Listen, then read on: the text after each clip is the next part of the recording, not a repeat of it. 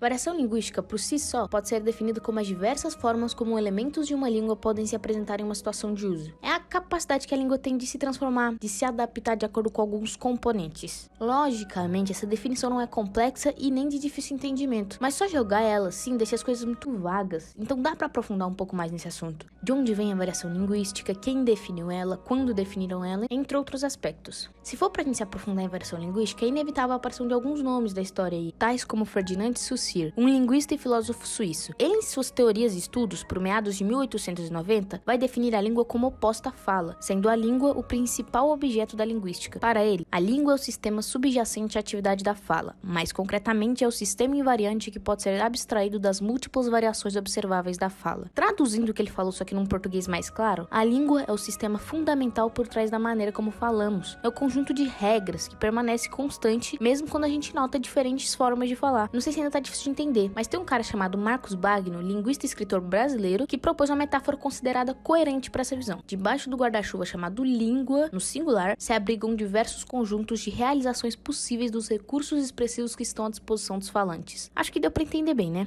Enfim, Saussure reconhece a língua como um fato pertencente à sociedade, ao passo que, como dito por ele, é um sistema convencional. Só que, ao definir a língua como um conjunto de signos convencionais comum a uma comunidade linguística, Saussure deixa de lado a fala, que é o uso particular que cada falante faz da língua. Com isso, deixa de fora do estudo da língua o mundo, o sujeito e a história. A partir daí, dessas teorias e definições de Saussure, foram muitas as propostas teóricas de inclusão do sujeito e do que é variável no estudo da língua. Uma das vertentes da linguística que busca analisar justamente a exclusão saussuriana é a sociolinguística.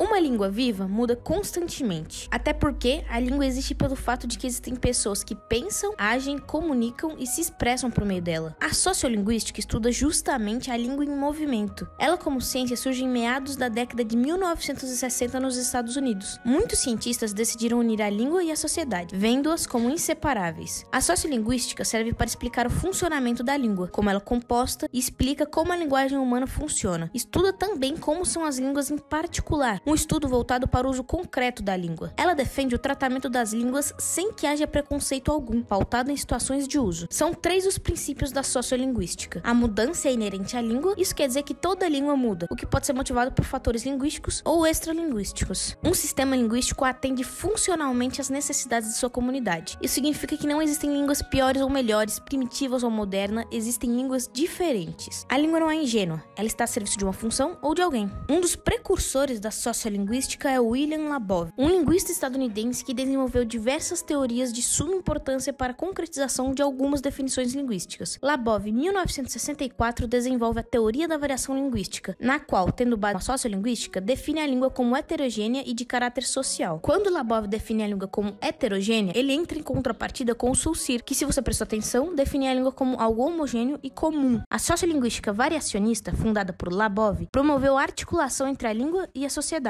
tendo como foco principal a variação e a mudança linguística. A sociolinguística laboviana é também conhecida como correlacional, por admitir que o contexto social e a fala sejam 2 entidades distintas que podem ser correlacionadas.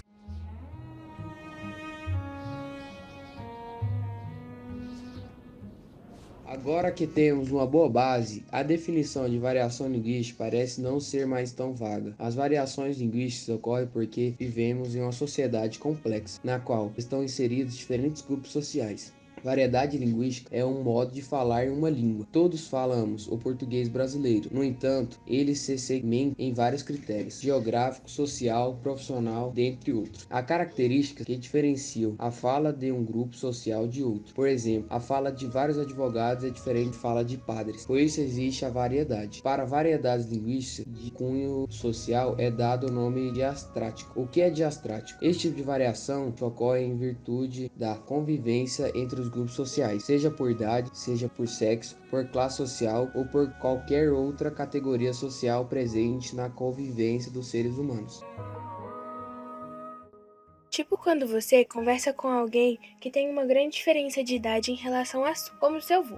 Batendo um papo com ele, você vai ver que vez ou outra você vai ouvir uma palavra ou que você não conhece ou que você não entende porque está sendo usada nesse contexto. Isso porque é uma gíria muito provavelmente antiga que você não tem noção. Ou você fala alguma palavra ou gíria que seu avô não entende. Esse tipo de variação linguística social é até que muito recorrente.